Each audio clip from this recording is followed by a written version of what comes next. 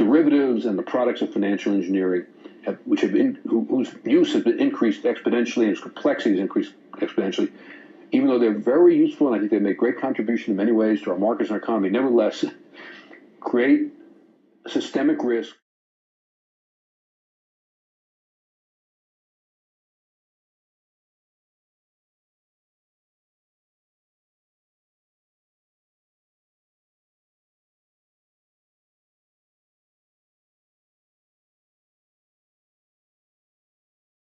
On derivatives, yeah, I think they were wrong, and I think I was wrong to take it.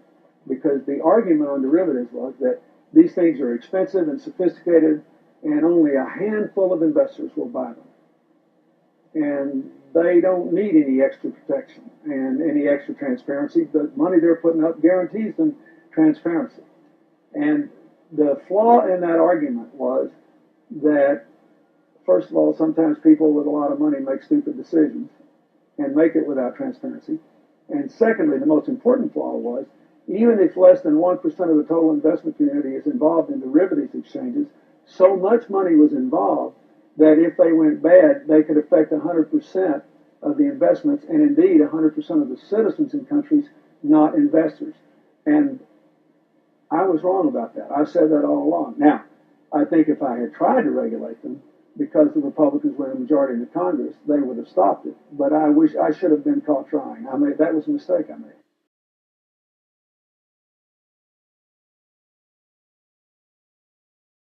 I think what happened was the SEC and the whole regulatory apparatus after I left office was just let go. I think if Arthur Levitt had been on the job at the SEC, my last SEC commissioner, an enormous percentage of what we've been through in the last 8 or 9 years would not have happened. I feel very strongly about it. I think it's important to have vigorous oversight.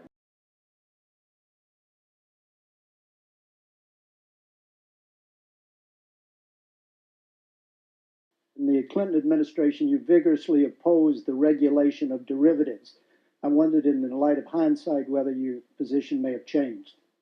With respect to the Clinton administration's record on this, and with respect to what took place in the intervening 8 years, obviously one would do some things differently with hindsight than at the instant.